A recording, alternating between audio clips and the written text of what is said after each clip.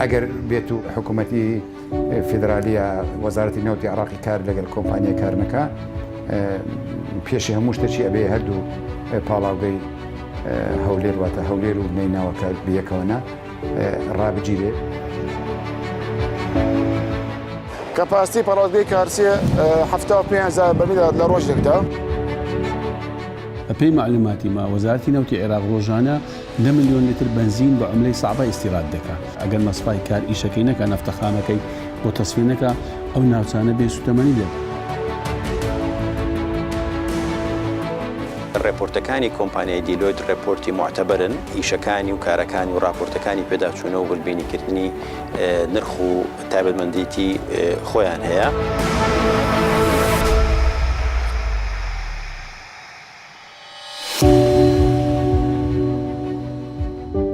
پەرلەمانی عێراق بە زۆرینەی دەنگ کاری کارگروپی لە چێلگە نەوتیەکانی کۆمپانیای نەوتی باکوور هەڵپەسارد. ئەوان داوا دەکەن تەنها کۆمپانیای نەوتی باکوور لە چێلگە نەوتیەکانی بای حەسەن و ئاڤانە کاری دەرهێنان و ناردن بکات. هەناردەکردنی نەوتیش لەلایەن کۆمپانیای بە بازارکردنی نەوتی عێراقی سۆمۆ بێت.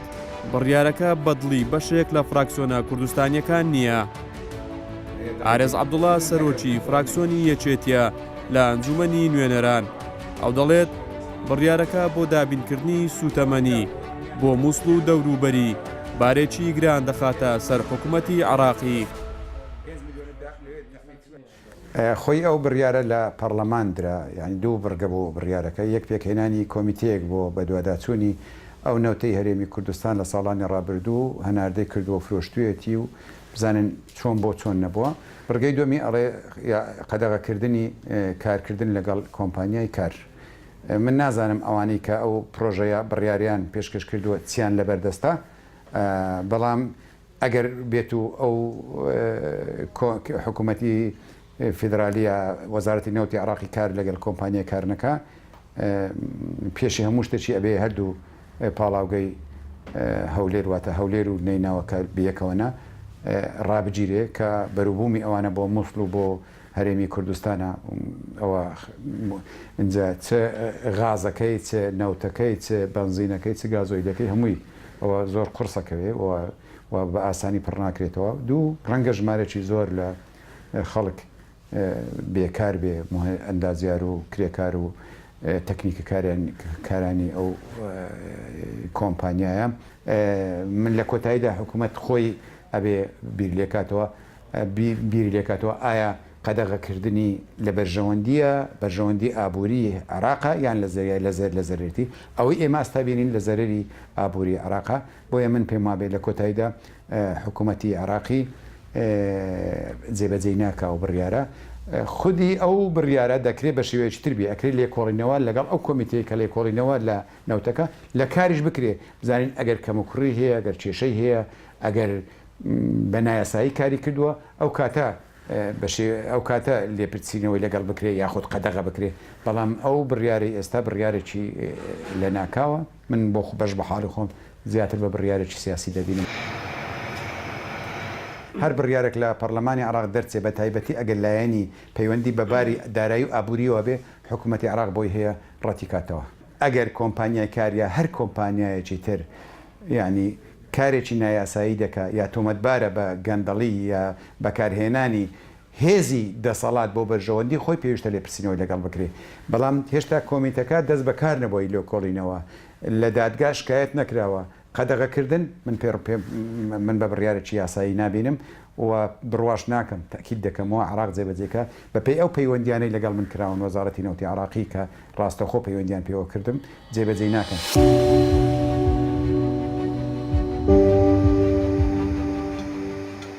ئێرە پاڵاوگەی نەینەوایە کار سێشی پێدەگوترێت دەکەوێتە نێوان مووسڵ و هەولێر.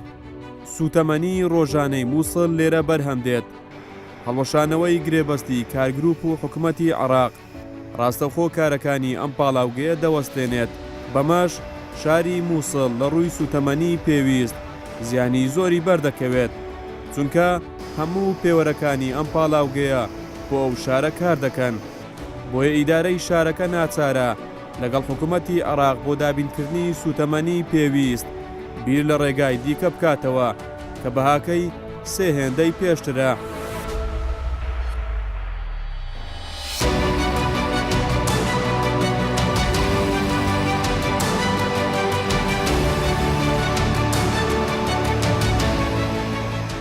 شەماڵ بەڕێوەبەری پاڵاوگەی نەینەوایە ڕۆژانە لەگەڵ ئەندازیارەکانی کار لەسەر ئەوە دەکەن بڕی تەواو لەو سوتەمەنیەی مووسڵ پێویستی پێیەتی بگەێنرێتە شارەکە.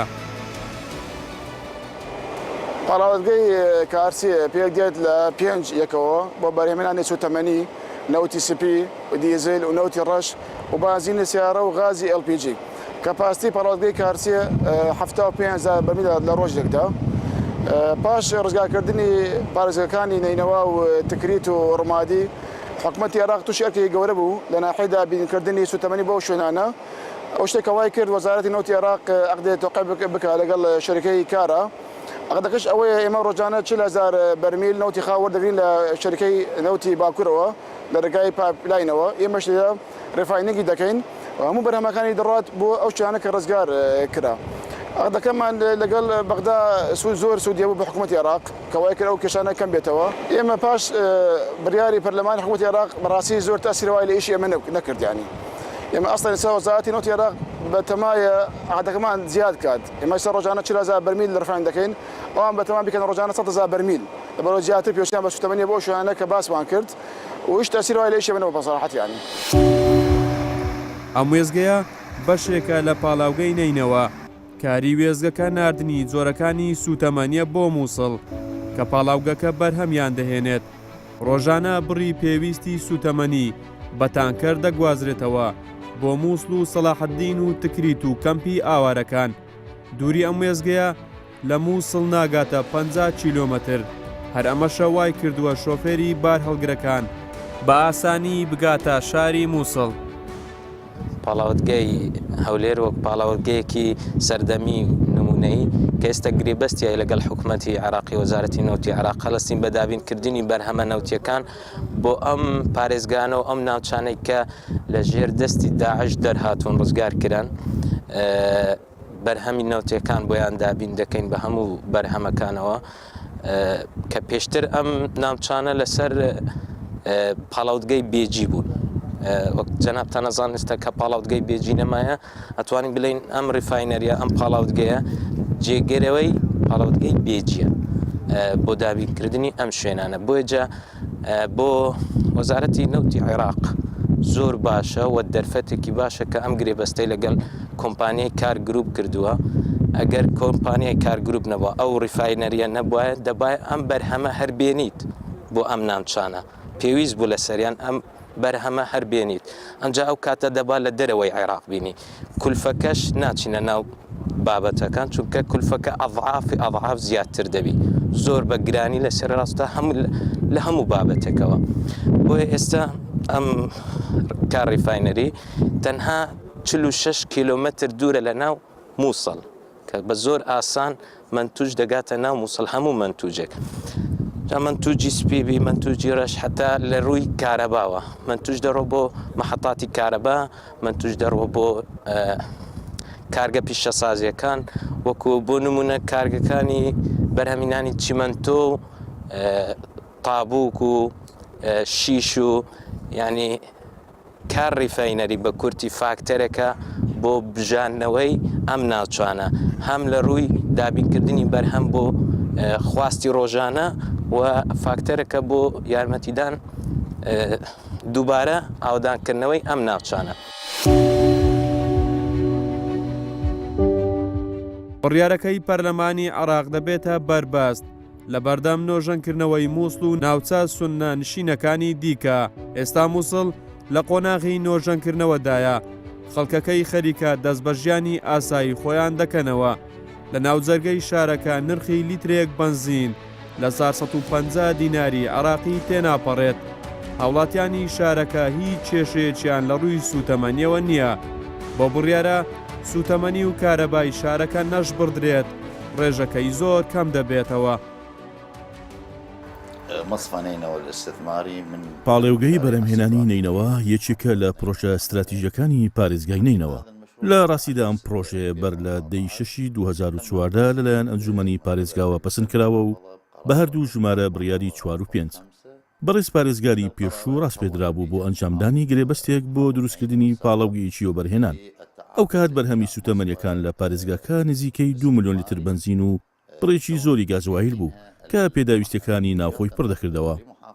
ئەو کاتە حەمدانیە بۆ شوێنی دروستکردنی دیاریکرا. شێخ باس کە ئەو بەرهێنەری پرۆژەکە بوو دەستی کرد بە کارەکانی، بەڵام دوای هاتنی داعش کەلوپەل و ئامێرەکانی دزران. دواتر ڕەزامەندی بۆ گواستنەوەی پرۆژەکە بۆ شوێنێکی دیکە وەرگیرا و دەست بەکاری بنیادنان و کارکردن کرا. بەکردەوەش پرۆژەکە تەواو بوو دەستکرا بە بەرەمهێنان. بەڵام کێشەکە ئەوە بوو پشتی دەبەست بە نەوتی خوڵماڵە لە مەخمور. سۆرۆک وەزیران و هەردوو وەزیری نەوت و کارەباش ئاگادار کرانەوە و بڕیا لەسەر پێکەنانی لیژنەیەک درا کە سەرۆکایەتی حکوومەت و هەردوو وەزیرەکە و خۆم و پارێزگاری سەلاحەدین و کەرکووکیش ئەندام بوون. بەڵام ئەو کات پارێزگاری کەرکووک لەسەر پێداری نەوتی کۆمپانیای نەوتی باکوور بە پاڵێوگاکە ڕاستی نەبوو، بۆیە ڕۆژانە تەنیا 150,000 بەرمیل نەوت بەرهەمەکەی بوو، دواتر لەسەر 6,000 بەرمیل لە ڕۆژێکدا ڕێکەوتن کرا. پرۆژەکە پرۆژێکی سەرکەوتووە و خزمەتی خەڵکی نینەوا دەکات، هەرێم بە هیچ شێوەیەک پەیوەندی بەم پاڵێوگەیەوە نییە، بەڵکو پرۆژەیەکە تایبەتە بە پرۆژەکانی و بەرهێنان لە پارێزگای نینەوە. ڕۆژانەش لە ڕێگەی بۆڕی جەیهانەوە 40,000 بەرمیل دەگاتە پاڵێوگەکە کە ئەگەری زیادبوونیشی هەیە. ئەماش پشی پارێزگای نینەوەیە کە خزمەت بە خەڵک دەگەێنێت لە بواری دابنکردنی بنزین و نەوتی سپی و هەروەها پێدانی گازوایلیش بە وێزگەی غازی گەیارە بۆ بەرەمهێنانی وزەی کارەبا کە 3 بەرەمهێنانی هەیە و 8 میگاوات توانەکەیەتی.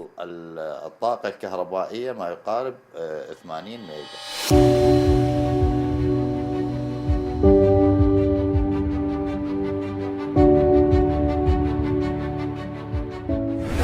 کارگروپ کۆمپانیایەکی کەرتی تایبەتە 6,000 کارمەندی ناوخۆی و بیانی کاری تێدا دەکات. خاوەنی 3 پاڵاوگەی گەورەیە کە بە هەمویان زیاتر لە 12 یەکە لە خۆ دەگرن. لە مانجی هەفتی ساڵی 2014 گرێبەستی لەگەڵ کۆمپانیای نەوتی باکوور واژۆ کردووە بۆ دەرهێنان و ناردنی بەرهەمی چەڵگە نەوتەکانی بایحەسەن و ئاڤانە بەرامبەر 40,000 بەرمیلی ڕۆژانە. ڕۆژانە کارگروپ 2 ملیۆن لیتر گاز بۆ بەرهەمهێنانی کارەبای مووسڵ دابین دەکات. لە ڕۆژێکدا 200 تۆن غازی ماڵان ڕەوانەی شارەکە دەکات، 200,000 لتر نەوتی سپی و 500,000 لتر بنزین وەکو پشتی ڕۆژانە بە مووسڵ دەبەخشێت. 100 مێگاوات کارەبای ڕۆژانە بۆ مووسڵ دابین دەکات. مانگانە 3 ملیۆن لتر نەوتی ڕەش بۆ کارگە پیشەسازەکانی مووسڵ دابین دەکات. کارگروپ لە کەرکووک لە چەڵگە نەوتەکانی ئاڤانە و بایحەسەن کاری دەکرد. ئێستا بەرهەمی هەناردەکراوی ڕۆژانەی نەوتی کوردستان 250 تا 270,000 بەرمیلی ڕۆژانەیە. پێش ڕووداوەکانی 16 ئۆکتۆبەر 550 تا 600,000 بەرمیلی ڕۆژانە بوو. کارجگە لە مووسڵ بنزین بۆ سەرجەم شارەکانی کوردستان دابین دەکات. ڕۆژانە 1 ملیۆن لتر بنزین بەرهەم دەهێنێت. پێش 16 ئۆکتۆبەر 2 ملیۆن لتر بنزین بەرهەمی ڕۆژانەی بوو. جگە لەو 500,000 لتری ڕۆژانە بە بەردەوامی بۆ دهۆک دەینێرێت. کار لە توانایدا ڕۆژانە 3 ملیۆن لتر بنزین بەرهەم بهێنێت. بۆڕی گواستنەوەی نەوتی کوردستان کە نەوتی خاو دەگەینێتە بەندەری جەیهانی تورکیا 247 کیلۆمەتر درێژە و پانیەکەشی 36 ئینجە. جگە لە بەرهەمە سوتەمەنیەکان کارگروپ ڕۆڵی هەبوو لە دامەزراندنی وێستگەی کارەبای 400 kV کە کارەبای بەشێکی کوردستان دابین دەکات. جگە لە وێستگەی کارەبای خورمەڵا کە تایبەتە بە بەرهەمهێنانی کارەبا بۆ شاری مووسڵ. هەموو بەرهەمی غازەکەشی بۆ بەرهەمهێنانی کارەبا بەکاردەهێنرێت. ئێرە چێڵگەی نەوتی خورمەڵەیە، دوای بایحەسەن و ئاڤانە گەورەترین چێڵگەی نەوتی کوردستانە. بەرهەمی هەناردەکراوی ئێستای چێڵگەکە نزیکەی 120,000 بەرمیلی ڕۆژانەیە. کاری ئێرە تەنها دەرهێنان و ناردنە. بەرهەمەکەی لە پاڵاوگەکانی دیکەی کار بۆ چەند بەرهەمێکی سوتەمەنی دەپاڵێورێت. غازەکەی هیچ هەناردە ناکرێت و بۆ کارەبا بەکاردەهێنرێت. بەرهەمەکانی دیکەشی بەسەر پارێزگاکانی کوردستان دابەش دەکرێت. کێڵگەی نەوتی خورمەڵا پێک هاتووە لە 2 وێزگەی سەرەکی کە پێیان ئەڵێن CPS 1 CPS2 هەرێک لەوانە دیزاین کەپاسیتی 100,000 بەرمیلە کاتە توانای وەرگرتن و چارەسەرکردنی 100,000 بەرمیلی هەیە لە سێ وێزگەی یاری دەرەوە بۆیان دێک کە میدل نۆرت ساوت ستیشنە بۆ هەردووکیان نەوتە نێرێ کە ئەگاتە سنترال پرۆسس ستیشنەکان ئەلەوێت بە مەرحەلە یەکەم نەوت و غاز لە یەکجیاکرێتەوە نەوتەکە بە کۆمەڵێک ستیجە ئەڕوا غازەکەش بە هەمان شێوە ئەگەر بین باسی نەوتەکە بکەین نەوتەکە یەکەم جار ئەو غازەی لە ناوێتی دەرەکرێتە دەرەوە پاشان ئاو خوێجیاکرێتەوە پاشان هەچەند H2S soluble هەیە ئەوەی تواوەتەوە ناو نەوتەکە دیسان جیاکرێتەوە ئاماداکرێ بوو ئەوەی کە بکرێتە ستۆرج تانکەوە پاشان مەحەتەیەکمان هەیە بە ناو KPS1ەوە کوردستان پەمپ ستیشن ژمارەیەک کە ئەکەوێتە ناو کێڵگەی خۆرمەڵەوە لەوێ ئەو نەوتەی کە لە خۆرمەڵە لە CPS1 و CPS2 بەرهەم ئەهێنرێت ئاماداکرێت داخلی خەتی استراتیژی هەرێمی کوردستانە بێت خەتی 36 بەرەو تورکیا ڕوە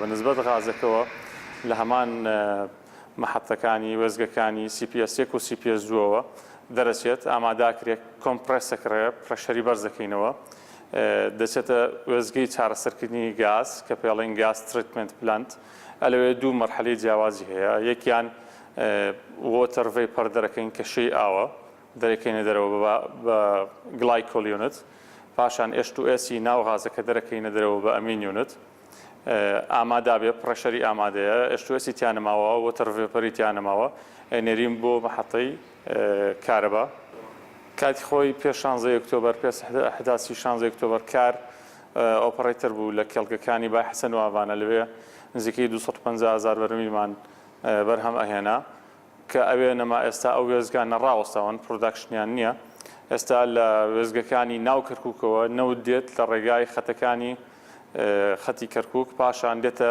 مەحەتەی KPS0 کە کار گروپ دروستی کردووە کوردستان پەمپ ستیشن ژمارە 0 لەوێەوە پەمپ ستیشنێکی تازەیە کەپاسیتی دیزاین کەپاسیتی 600,000 بەرمیلە بە کەپاسیتێکی زۆر وەرزە لەسەر دیزاینێکی مۆدرنە داخلی بدایەتی خەتی 36 ئینجیە بێت کە خەتی استراتیژی هەرێمی کوردستانە دێتە کێڵگەی خۆرمەڵە لەوەوە دەچێت بەرەو خەتێکی 24 ئینجی دەچێت بەرەو ڕیفاینەری مەسفای نینەوە لە تاک چێڵگەی نەوتی خۆرمەڵە وێزگەی کارەبای خۆرمەڵە هەیە لەم وێزگەیە کارەبا بۆ مووسڵ بەرهەم دەهێنرێت بەنەمانی ڕێکەوتنەکە کاری وێزگەی کارەبای خۆرمەڵەش دەوەستێت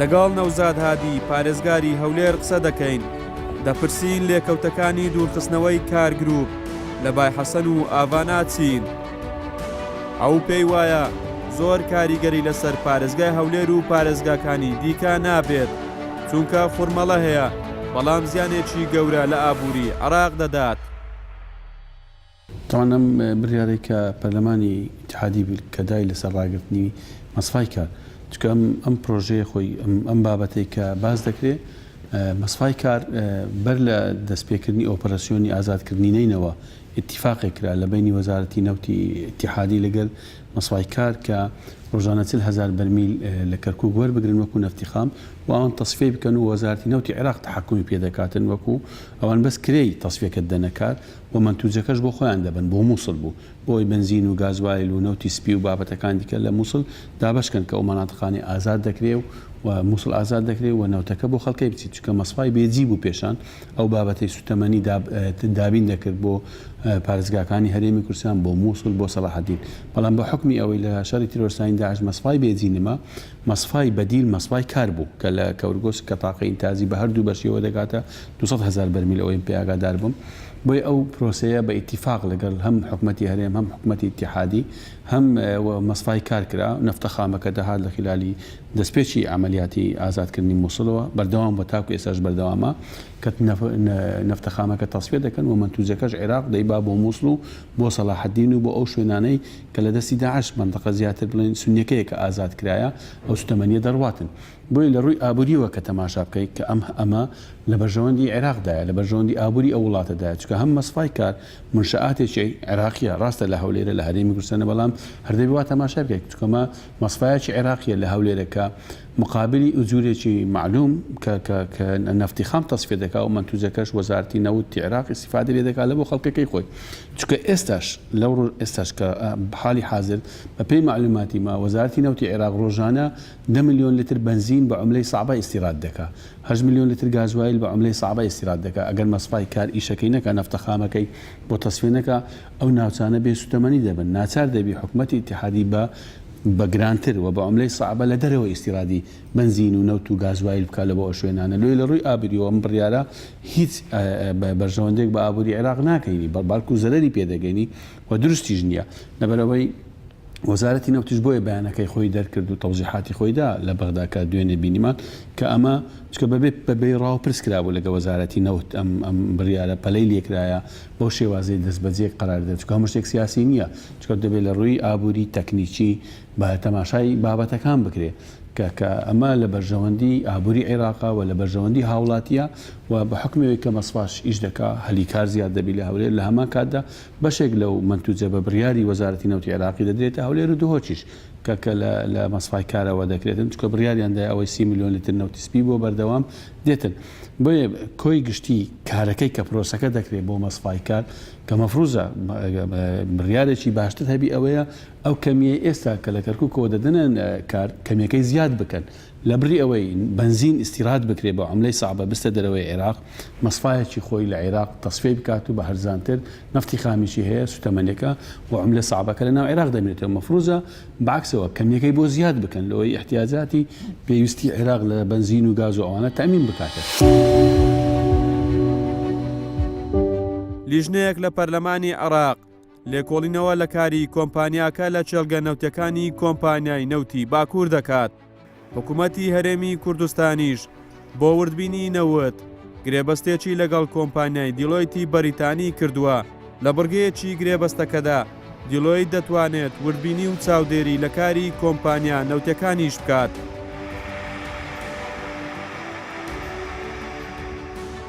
لە سەرۆکایەتی ئەنجومەنی وەزیرانی هەرێمی کوردستانین ئامانج ڕەحیم سکرتێری ئەنجومەن و ئەندازیاری گرێبەستەکە دەدوێنین ئەو وردبینی و راپۆرتەکانی دیلۆیت دەکاتە ئامرازەیەک بۆ ئەوەی کۆمپانیان نەوتیەکان لە بەرامبەر هەر تۆمەتەیەک بەرگری لە خۆیان بکەن.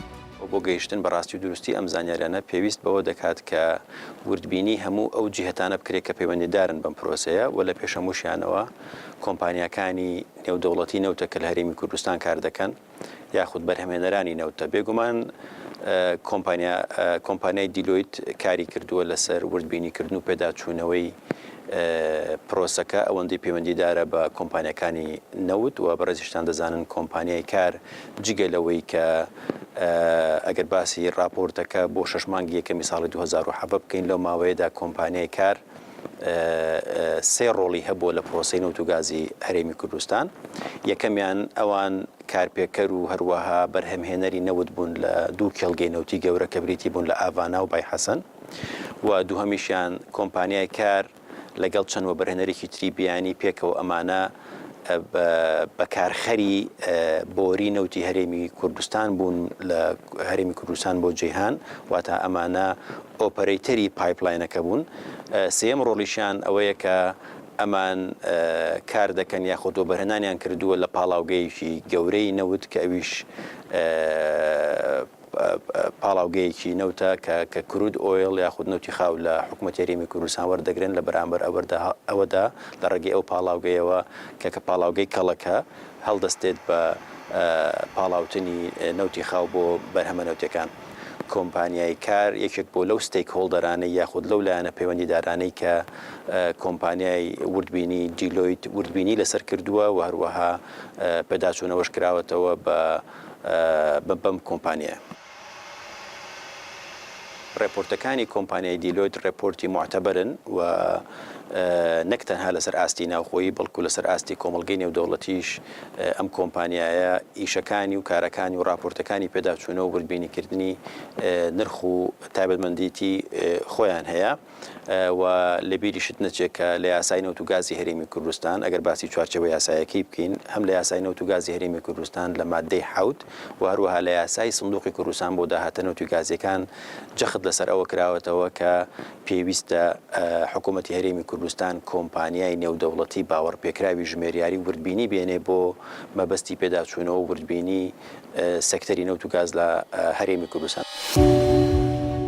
دوای ڕووداوەکانی 16 ئۆکتۆبەر کارگروپ نەیتوانیوە کاری دەرهێنان و ناردن لە چێلگە نەوتەکانی بای حەسەن و ئاڤانە ئەنجام بدات.